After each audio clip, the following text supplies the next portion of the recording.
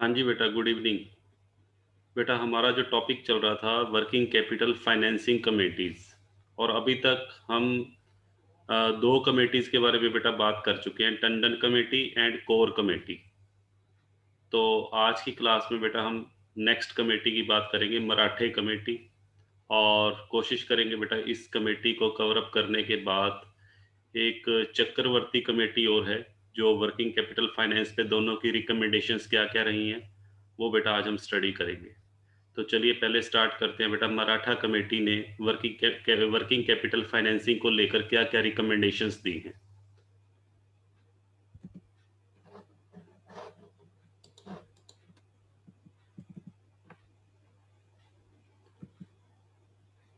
तो सबसे पहली बात बेटा ध्यान रखनी है आपको, मराठा कमेटी जो है वो 1982 में कॉन्स्टिट्यूट की गई थी।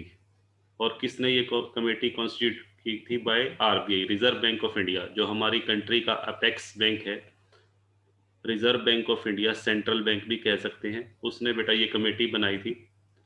और तीसरी बात, इस कमेटी के जो चेयरमैन हैं, जिनकी अध्यक्षता में इस कमेटी के मेंबर्स ने काम किया, उनका नाम है एस एस मराठे, जो आरबीआई के ही एक एम्प्लॉय हैं, आरबीआई के एक एम्प्लॉय रह चुके थे। और बेसिक पर्पस क्या था मराठे कमेटी को बनाने का? जो बेसिक ऑब्जेक्टिव था वो था कि बैंक्स को, जो क्रेडिट अथराइजेशन स्कीम जो बैंक्स के लिए बनाई है आरबीआई ने, क्रेडिट अथराइजेशन स्कीम का मतलब है, क्रेडिट का मतलब बेटा क्या होता है? लोन। बैंक्स के लिए लोन देने के लिए जो आरबीआई ने इंडिया के जितने भी कमर्शियल बैंक्स को ऑथोराइज किया हुआ है, उसके लिए आरबीआई ने जो स्कीम ऑलरेडी बनाई हुई है उसको रिव्यू करना है कि क्या वो स्कीम सही है या नहीं है। उस पे मराठे कमेटी की रिकमेंडेशंस मांगी गई। और साथ में इस कमेटी को बेटा सुझाव देने के लिए कहा गया, किसके ऊपर? Credit management function of RBI, कि आरबीआई अपने क्रेडिट मैनेजमेंट फंक्शन को किस तरीके से इंप्रूव कर सकता है।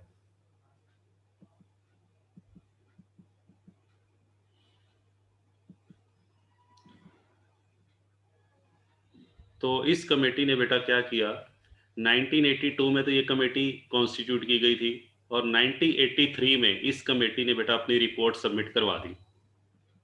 और इस कमेटी की रिपोर्ट सबमिट करने के बाद गवर्नमेंट ने या आरबीआई ने उसको स्टडी किया, और उसको बेटा 1 अप्रैल 1984 से 1 अप्रैल 1984 से इसको इम्प्लीमेंट कर दिया। मराठे कमेटी की जो जो रिकमेंडेशंस थी, बट ध्यान रखना सारी की सारी रिकमेंडेशंस नहीं मानी गई। मराठे कमेटी ने जो रिकमेंडेशंस दी थी, जो भी सुझाव दिए थे, सारे के सारे गवर्नमेंट ऑफ इंडिया ने इम्प्लीमेंट नहीं किए। कुछ बेटा उसके अंदर मॉडिफिकेशंस की गई, तो उन माइनर मॉडिफिकेशंस के साथ इसको इम्प्लीमेंट किया गया। अब आता है कि ये जो कमेटी है, मराठे कमेटी, इसने क्या क्या सजेशंस दी थी, उस पर बेटा बात करते हैं।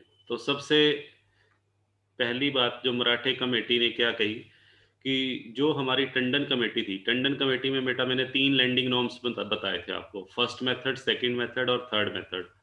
तो मराठे कमेटी ने क्या कहा कि जो तीसरा मेथड है, हाँ जी बेटा, जो थर्ड मेथड है वो बहुत ज़्यादा स्ट्रिक्ट है।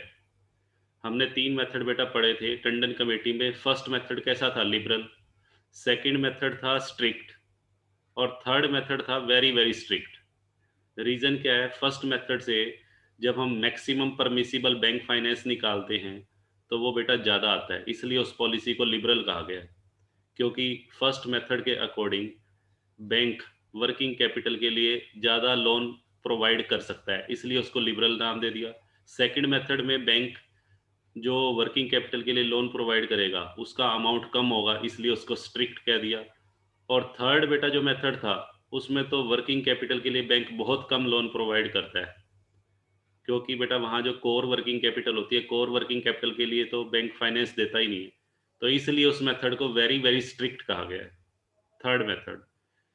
तो मराठे कमेटी ने क्या कहा कि जो तीसरा मेथड है, जो बहुत ज़्यादा स्ट्रिक्ट है, उसको ड्रॉप कर देना चाहिए, और सेकंड मेथड को ही रिकमेंड किया। तो फर्स्ट रिकमेंडेशन क्या रही? To drop the third method of lending which was recommended by Tandon, and recommended the second method.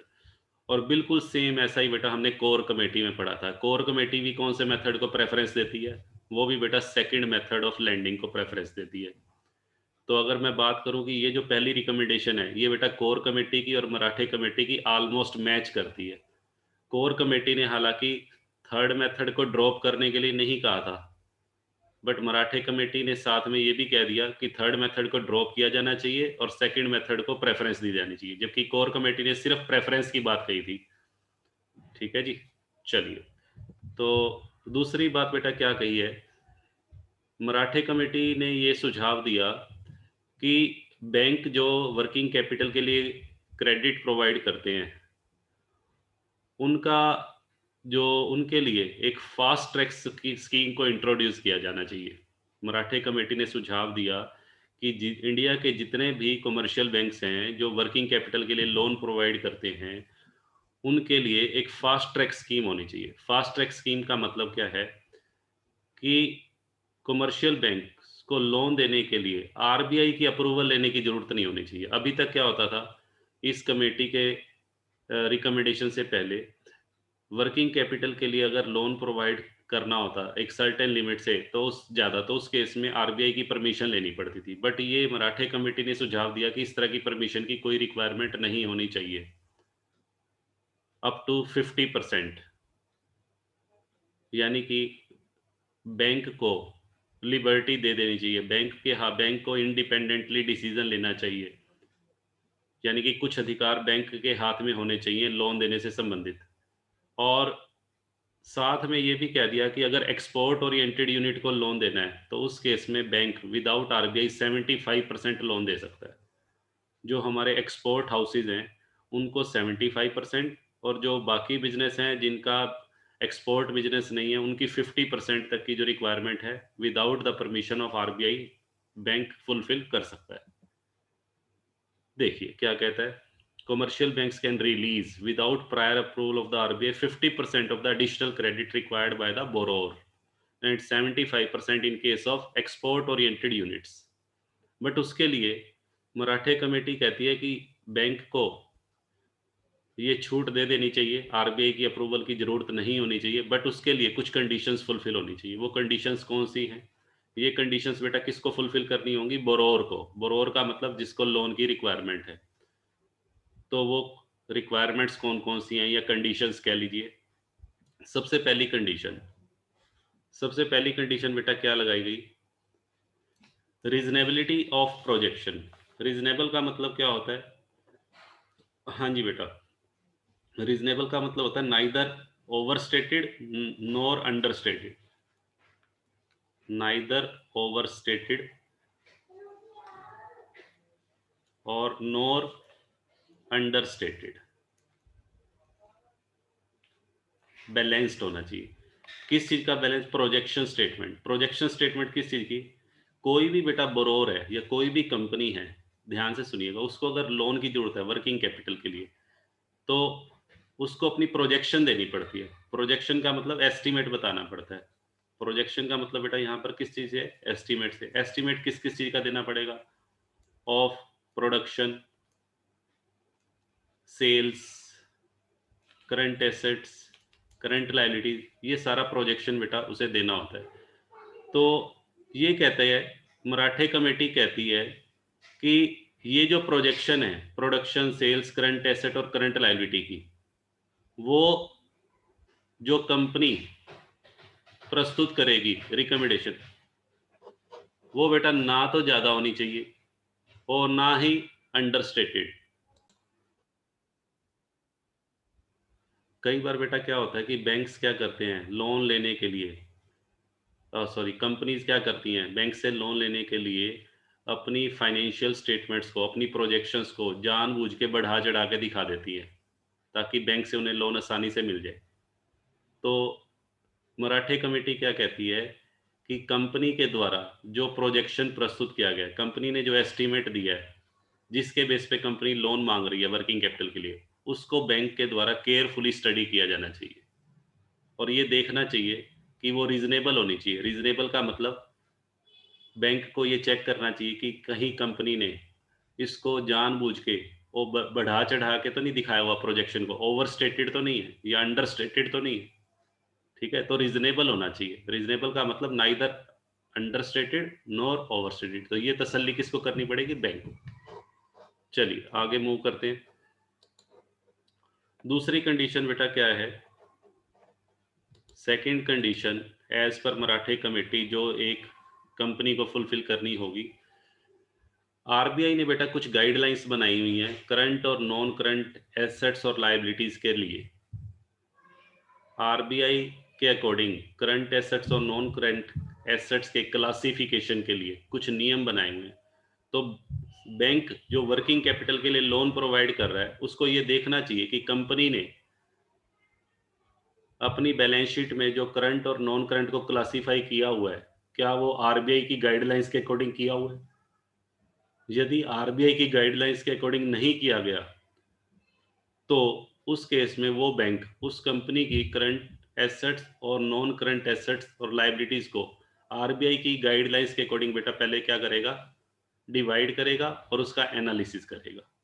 ये सेकंड कंडीशन है। थर्ड कंडीशन बेटा, द प्रोजेक्टेड करंट रेशो। जिस कंपनी को वर्किंग कैपिटल के लिए लोन की जरूरत है उस कंपनी का जो करंट रेशो है वो 1.33:1 से कम नहीं होना चाहिए, ठीक है जी। क्योंकि 1.33:1 से अगर कम है उस कंपनी का करंट रेशो, इट मींस यदि बैंक उस कंपनी को वर्किंग कैपिटल के लिए लोन प्रोवाइड करेगा तो वो रिस्की हो सकता है, बैंक का पैसा डूब सकता है, ठीक है। तो कम से कम है बेटा ये करंट रेशो मिनिमम 1.33:1। इससे ज़्यादा होगा तो और भी बेटर है, उस केस में बैंक को लोन देने में बेटा आसानी रहेगी, ठीक है। चलिए और क्या कहता है जी, और कंडीशंस क्या हैं? फोर्थ कंडीशन, हाँ जी बेटा, साथ में ये भी कंडीशन लगाई गई है कि जो भी कंपनी या जो भी बोरोर वर्किंग कैपिटल लोन के लिए अप्लाई कर रहा है उसको अपनी क्वार्टरली इंफॉर्मेशन सबमिट करवानी होगी। हर 3 महीने की सूचना उसको बैंक को देनी होगी। किस चीज़ की? ऑपरेटिंग स्टेटमेंट्स की। ऑपरेटिंग स्टेटमेंट के बेटा 3 फॉर्म रिकमेंड किए हैं टंडन कमेटी ने, फॉर्म 1, 2, 3। तो उन्हीं फॉर्म के अंदर ये सारी सूचना कंपनी को जमा करवानी होगी। किसके पास? बैंक के पास। और कितने महीने की? पास्ट 6 मंथ, लास्ट के बेटा 6 महीनों की। और उसके लिए भी बैंक ने उसको एक टाइम दिया हुआ है, with in the prescribe time. और कंपनी को ये प्रॉमिस करना होगा, कंपनी को ये वचन देना होगा कि फ्यूचर में भी मैं ये क्वार्टरली इंफॉर्मेशन सबमिट करवाती रहूंगी।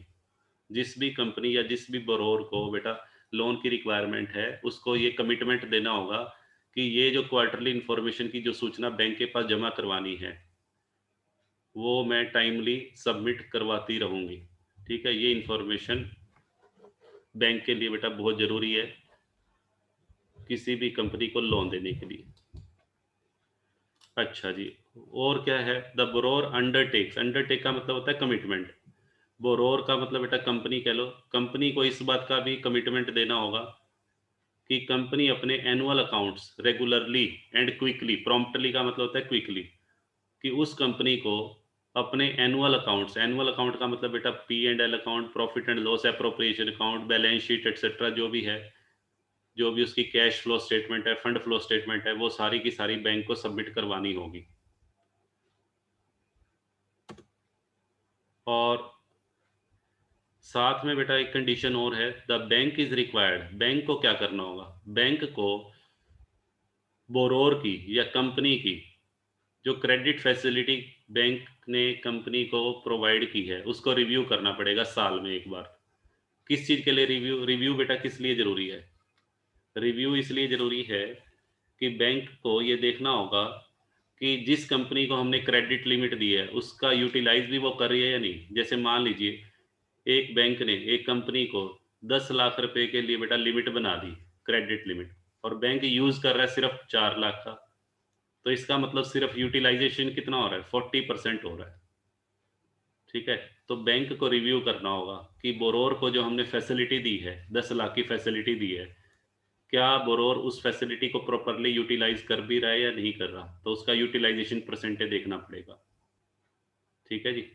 Even if the borrower does not need the enhancement in credit facility, ये कहता है ये रिव्यू तब भी करना पड़ेगा भले ही बोरोर की क्रेडिट फैसिलिटी में कोई इन्हांसमेंट का मतलब होता है इंक्रीज किया गया हो या ना किया गया हो।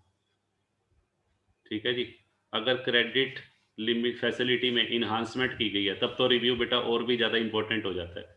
बट अगर उसने अपनी क्रेडिट फैसिलिटी को इन्हांस नहीं भी किया, इन्हांस बेटा नहीं भी करता, इंक्रीज नहीं भी करता, तब भी बैंक की ड्यूटी बनती है कि उसको रिव्यू करे। ठीक है जी। चलिए आगे मूव करते हैं।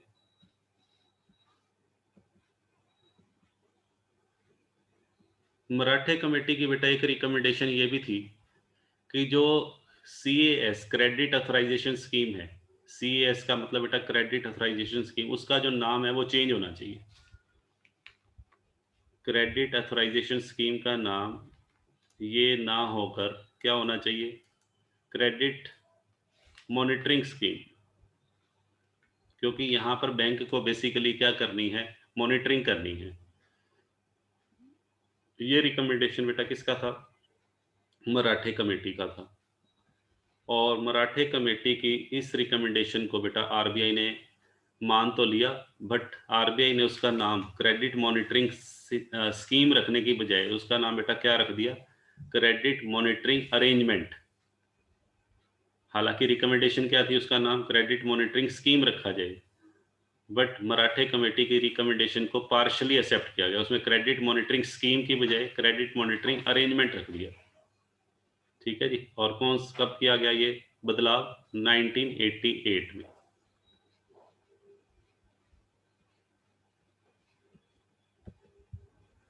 तो ये बेटा हमारी मराठे कमेटी कंप्लीट हो गई। अब बात करते हैं बेटा नेक्स्ट कमेटी, चक्रवर्ती कमेटी।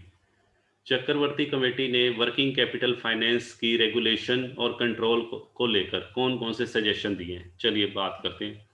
सबसे पहली बात, ये कमेटी बेटा 1985 में बनाई गई थी। किसने बनाई, हाँ जी बेटा RBI ने। और under the chairmanship of professor सुखमय चक्रवर्ती। हाँ जी बेटा, ये जो कमेटी बनाई गई थी ये प्रोफेसर सुखमय चक्रवर्ती की चेयरमैनशिप में बनाई गई। और बेसिक पर्पस क्या था इस पॉलिसी को बनाने का, ये जो कमेटी बेटा जो बनाई गई थी उसका बेसिक पर्पस था to review the working of monetary system in India.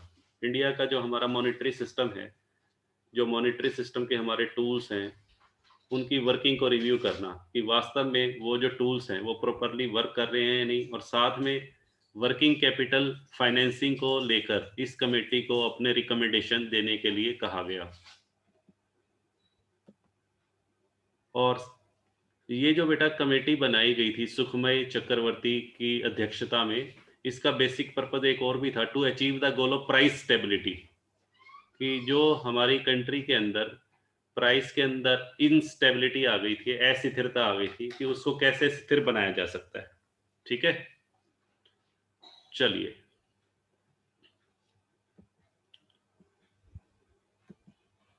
अब बेटा इस कमेटी की रिकमेंडेशंस को पढ़ते हैं कि चक्रवर्ती कमेटी ने क्या क्या रिकमेंडेशंस दी हैं। चक्रवर्ती कमेटी की बेटा दो रिकमेंडेशंस थी बेसिकली, वर्किंग कैपिटल फाइन। हालांकि ये कमेटी जो है बहुत बड़ी कमेटी है, इसके अगर आप पूरा वो एनालाइज करोगे, पूरा इसकी वर्किंग को पढ़ोगे, इनकी जो रिकमेंडेशन थी बहुत ज़्यादा थी, कम से कम बेटा 10-12 पेज की इन्होंने रिकमेंडेशंस दी। तो हमने इस चैप्टर, हमारा जो टॉपिक चल रहा है वो वर्किंग कैपिटल फाइनेंस का चल रहा है, तो मैं पूरी कमेटी की रिकमेंडेशंस आपको नहीं बताऊंगा। मैं सिर्फ इस कमेटी की उन रिकमेंडेशंस के बारे में बात करूंगा जो वर्किंग कैपिटल फाइनेंस से रिलेटेड है। तो दो बेसिक रिकमेंडेशंस दी गई थी। सबसे पहला, panel interest for delayed payment. सबसे पहली रिकमेंडेशन थी कि कोई भी कंपनी या कोई भी गवर्नमेंट इंस्टीट्यूशन, चाहे वो पब्लिक एंटरप्राइज हो चाहे प्राइवेट कंपनी हो, यदि वो अपनी वर्किंग कैपिटल की रीपेमेंट करने में डिले करता है, लोन चुकाने में देरी करता है, तो उसके ऊपर पेनल्टी लगनी चाहिए। इसकी एक क्लॉज बनानी चाहिए पेनल्टी के लिए। ठीक है, आफ्टर स्पेसिफाइड पीरियड, जो उसको स्पेसिफाइड पीरियड दिया गया है उससे भी ज़्यादा वो डिले करता है तो उसके ऊपर पेनल्टी लगनी चाहिए। और पेनल्टी का रेट जो बेसिक, जो हमारा लैंडिंग रेट होता है बैंक का, जो बेसिक लैंडिंग रेट है उससे 2% ऊपर होना चाहिए। ठीक है, जैसे मान लीजिए बैंक का बेसिक लेंडिंग रेट है 6%, तो पेनल्टी उससे 2% ऊपर रखी जानी चाहिए, 8% यानी कि। तो देखिए क्या रिकमेंडेशन है। और दूसरी रिकमेंडेशन है, क्रेडिट लिमिट को भी 3 कैटेगरी में डिवाइड किया गया है। देखिए, तो सबसे पहले बेटा हम बात करेंगे पैनल इंटरेस्ट की, कि पैनल इंटरेस्ट कितना रिकमेंड किया है चक्रवर्ती कमेटी ने। हाँ जी बेटा, इससे पढ़ते हैं, देखो क्या कह रहा है यहाँ। हाँ जी बेटा, the committee has suggested, committee ने बेटा क्या सुझाव दिया, the government must insist that all the public sector unit, public sector units का मतलब जिनकी ओनरशिप किसके पास है, गवर्नमेंट के साथ, और private sector units and the government departments, हाँ जी बेटा, must include panel interest payment close in their contract for payment. हाँ जी बेटा, delayed beyond a specified period, यदि ये सभी संस्थाएं लोन चुकाने में एक स्पेसिफाइड पीरियड से ज़्यादा डिले करती हैं तो इनके ऊपर क्या लगना चाहिए, पेनल्टी लगनी चाहिए। ठीक है जी, यानी कि पेनल्टी का प्रोविजन सिर्फ प्राइवेट सेक्टर पे ही नहीं होना चाहिए, penalty private sector as well as government sector दोनों के लिए होनी चाहिए। ठीक है जी, अगर हम बेटा लोन की पेमेंट करने में डिले करते हैं तो बैंक हमारे से पेनल्टी लगाता है। ऐसे ही अगर कोई गवर्नमेंट इंस्टीट्यूशन है जिसने लोन लिया हुआ है, अगर वो डिले करता है तो उसके ऊपर भी पेनल्टी लगनी चाहिए। तो पेनल्टी का जो रेट है वो कितने परसेंट फिक्स किया गया, 2% higher than the minimum lending rate of the supplier bank. जिस भी बैंक ने लोन सप्लाई किया है उस बैंक का जो मिनिमम लेंडिंग रेट है उससे 2% हायर होना चाहिए।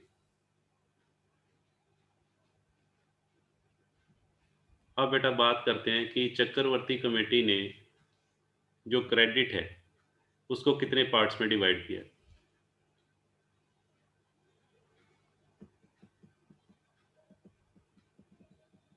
ये बेटा हम बाद में करेंगे, पहले, हाँ, पहले हमने ये बात करनी है, क्लासिफिकेशन ऑफ क्रेडिट लिमिट। देखिए, क्रेडिट लिमिट का बेटा जो क्लासिफिकेशन किया है वो 3 हेड में किया गया है। इसको ध्यान से समझिएगा, ये रिकमेंडेशन क्या कहती है।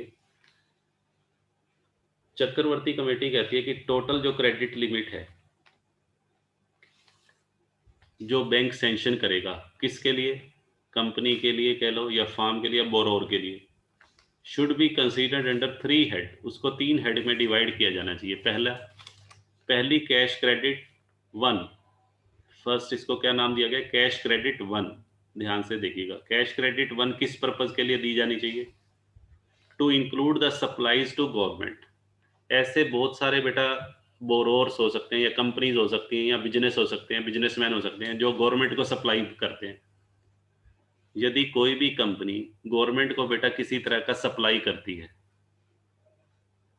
ठीक है जी, तो वो कैश क्रेडिट 1 में उसके लिए जो कंपनी को वर्किंग कैपिटल की रिक्वायरमेंट है, किस चीज़ की पूर्ति करने के लिए, गवर्नमेंट की सप्लाईज के लिए, उस केस में उस कंपनी को जो वर्किंग कैपिटल फाइनेंस की नीड है उसको कैश क्रेडिट 1 का नाम दिया गया। ठीक है जी, कैश क्रेडिट 1 किस लिए दिया जाना चाहिए, to fulfil the requirement of working capital for making supplies to government. Cash credit 2 बेटा किसके लिए, स्पेशल सर्कमस्टांसिस के लिए। स्पेशल सर्कमस्टांसिस का मतलब यहाँ पर है फॉर कंटीजेंसीज, अगर किसी भी तरह की कोई कंटीजेंसी आ जाती है, कंटीजेंसी का मतलब कोई मिस हैपनिंग हो जाए या कोई अपॉर्चुनिटी आ जाए, उसको एंजॉय करना है, तो उस केस में कैश क्रेडिट 2, उसको बेटा कैश क्रेडिट 2 में रखा गया। और तीसरा है नॉर्मल वर्किंग कैपिटल।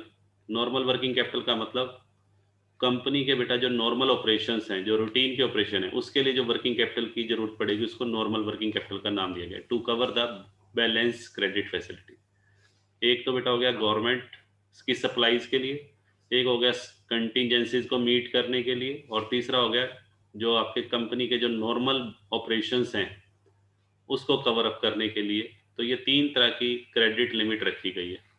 अब इन तीनों तरह की क्रेडिट लिमिट के लिए रेट ऑफ इंटरेस्ट भी अलग अलग होने चाहिए। तो वो rate of interest Chakravarty committee ने बेटा क्या क्या रिकमेंड किए उस पर बात करते हैं। हाँ जी, देखिए चक्रवर्ती कमेटी क्या कहती है, रेट ऑफ इंटरेस्ट को लेकर।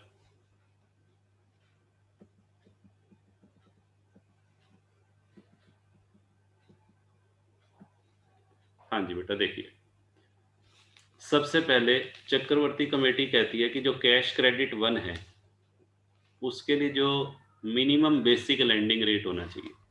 देखिए इसका क्या मतलब है, मैं एक लाइन ड्रॉ करके आपको समझाता हूँ। हाँ जी बेटा, देखिए मान लीजिए आरबीआई ने, रिजर्व बैंक ऑफ इंडिया ने इंडिया के जितने भी बैंक हैं उनको गाइडलाइंस दी हुई हैं कि आपका जो रेट ऑफ इंटरेस्ट है वो 5% से लेकर और 8% के बीच में होना चाहिए। ठीक है जी, ये आरबीआई की गाइडलाइंस है भाई। इसके बीच में आप कुछ भी रख सकते हो रेट, लैंडिंग रेट, इसे क्या बोलेंगे? हाँ जी बेटा, ये है मिनिमम बेसिक लैंडिंग रेट, और ये मैक्सिमम कह सकते हो आप, ये मैक्सिमम रेट है। अब सपोज कीजिए कंट्री के अंदर जितने कमर्शियल बैंक है उन्होंने जो लिमिट रखी है, हाँ जी बेटा, आरबीआई ने तो 5 to 8% के बीच में बोला कि आप किसी भी रेट पे लोन प्रोवाइड कर सकते हैं वर्किंग कैपिटल के लिए या कैश क्रेडिट लिमिट। तो यहाँ पर मोस्टली बैंक जो इंडिया के हैं, मान लीजिए उन्होंने जो रखा है रेट वो 6 to 7 के बीच में रखा है।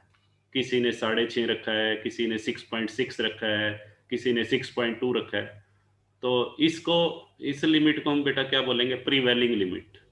तो ये जो 6% है ये है मिनिमम प्रीवेलिंग रेट। इसको क्या बोलेंगे? मिनिमम प्रीवेलिंग का मतलब होता है प्रचलित। और ये क्या है? 7%, ये मैक्सिमम प्रीवेलिंग रेट है। भाई ज़्यादातर जो बैंक हैं वो इस लिमिट के बीच में, इस रेंज के बीच में लोन प्रोवाइड कर रहे हैं, जबकि आरबीआई ने तो 5 से 8 के बीच में कहा था। हालांकि कुछ बैंक ऐसे भी हो सकते हैं जो 7 और 8 के बीच में, हम ज़्यादातर बैंक्स की बात करें कि ज़्यादातर बैंक जो है वो 6 से 7% के बीच में लोन प्रोवाइड कर रहे हैं। ठीक है, तो इसलिए हमने इसको मिनिमम प्रीवेलिंग रेट नाम दे दिया और इसे मैक्सिमम। अब देखो क्या कहता है कैश क्रेडिट वन किस लिए था? For the supplies to government को जो सप्लाई करनी है उसके लिए, उसकी नीड को फुलफिल करने के लिए। तो इसके लिए कहता है कि मिनिमम बेसिक लैंडिंग रेट होना चाहिए, यानी कि ये रेट होना चाहिए 5%। ठीक है जी, मिनिमम बेसिक लैंडिंग रेट मतलब जो आरबीआई ने सजेस्ट किए 5%। तो ये कम क्यों रखा गया? क्योंकि ये बेटा ये गवर्नमेंट सप्लाई से रिलेटेड है। ठीक है ना, इसीलिए ये कम रखा गया, क्योंकि इसका रिलेशन गवर्नमेंट को, जो कंपनी गवर्नमेंट को गुड्स सप्लाई करती है उससे रिलेटेड है। Cash credit two cash credit two जो है, हाँ जी बेटा, ये किस लिए रखा गया? कैश क्रेडिट टू का पर्पस था फॉर कंटीजेंसीज, ये था कंटीजेंसीज के लिए। कंटीजेंसीज का मतलब कोई मिस हैपनिंग हो जाए या कोई अपॉर्चुनिटी आ जाए, तो उसके लिए इसने क्या सजेस्ट किया? मिनिमम प्रिवेलिंग लैंडिंग रेट, यानी कि ये वाला 6%। भाई अगर किसी कंपनी को अचानक कोई कंटीजेंसी आ जाए, जैसे कोविड के टाइम में बिजनेस बंद पड़े हैं बट एम्प्लॉयज़ को सैलरी देनी है, तो एक कंटीजेंसी आ गई। तो उस कंटीजेंसी से के लिए अगर कोई बिजनेसमैन वर्किंग कैपिटल की डिमांड कर रहा है लोन की, तो वो कैश क्रेडिट टू में आएगा, क्योंकि कंटीजेंसी के लिए। और उसके लिए रेट क्या होना चाहिए? Minimum prevailing landing rate 6%। ठीक है जी। अच्छा, नॉर्मल वर्किंग कैपिटल का मतलब जो बिजनेस के नॉर्मल ऑपरेशंस हैं।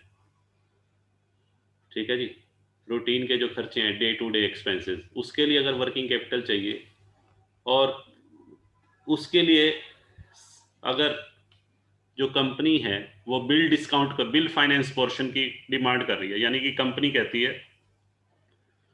बैंक को ये कह रही है कि मेरे पास आपको देने के लिए बिल्स हैं, मैं वो डिस्काउंट करवा, वो बिल दे के आपसे फाइनेंस लेना चाहती हूँ। बिल का मतलब बिल ऑफ एक्सचेंज। ठीक है जी।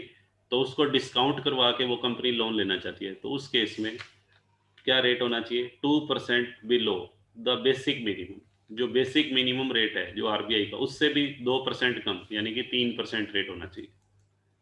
क्योंकि एक तरह से बेसिकली ये क्या हो गया? सिक्योर्ड लोन हो गया। यहाँ पर कंपनी बैंक के पास क्या गिरवी रख रही है? अपने बिल्स गिरवी रख रही है, तो बेटा रेट ऑटोमेटिकली कम होगा। जब कोई चीज़ हम गिरवी रख के लोन लेते हैं तो हमारा रेट थोड़ा सा सस्ता हो जाता है। तो वैसे तो 5% था, बट अब कितना हो गया, 3।